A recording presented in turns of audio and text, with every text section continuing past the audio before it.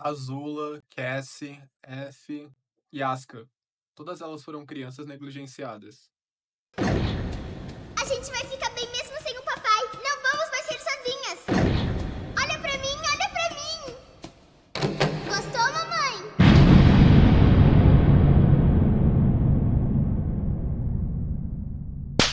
A Asuka pode parecer super autoconfiante e segura de si, mas na realidade isso só é uma estampa que ela usa para mascarar o fato dela nunca ter tido real suporte enquanto crescia. Então ela se agarra a essa imagem de que ela não precisa de ninguém e que ela é autossuficiente. Eu não quero depender de ninguém, mas ao mesmo tempo eu odeio isso. É uma droga. Eu não quero ficar sozinha. Eu não quero ficar sozinha. Parte desse comportamento dela vem do fato dela ter sido tratada como uma ferramenta, uma arma a vida inteira dela. E pior do que isso, como uma boneca pela própria mãe. Ele nunca me amou. Nunca precisou de mim. E nunca precisou de você. Então vamos morrer juntas, porque papai não precisa de nós. Eu sou o resto. Eu não valho nada. Morra com a mamãe. Eu não sou sua boneca. Eu penso por mim e vivo por mim. Assim como a Asuka, que vê conforto em se tornar uma ferramenta, a Azula é o exemplo mais claro disso, já que ela é a representação perfeita de uma arma para a Nação do Fogo e para o pai dela, o Ozai. Mas conforme a gente avança pro final da série de Avatar, a gente vê que tudo que ela queria, na verdade, era o reconhecimento e o afeto da própria mãe, que na visão dela só enxergava o irmão, o Zuko. Algo muito comum nesse tipo de personagem que lida com a negligência é o fato deles negarem completamente o afeto. A gente vê isso de forma muito clara no final da Azula, onde ela começa a alucinar a mãe dela dizendo que amava ela, e isso é demais para a personagem. Ela nega totalmente essa chance de amor que ela poderia ter pela mãe e estilhaça o vidro atrás dela e começa a ter um surto.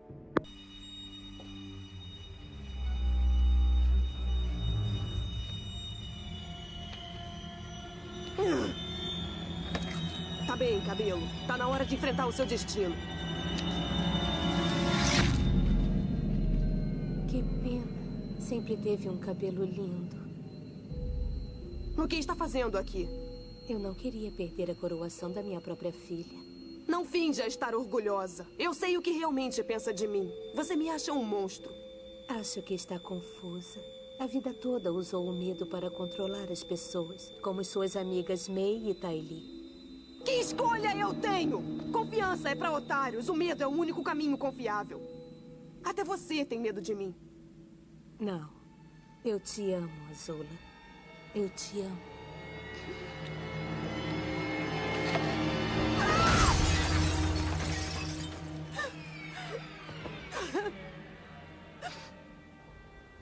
Isso também acontece com Crona de Soul Eater, que foi criada a vida inteira pela própria mãe para ser o receptáculo perfeito e foi forçado a fazer diversas coisas imorais das quais ela não gostava.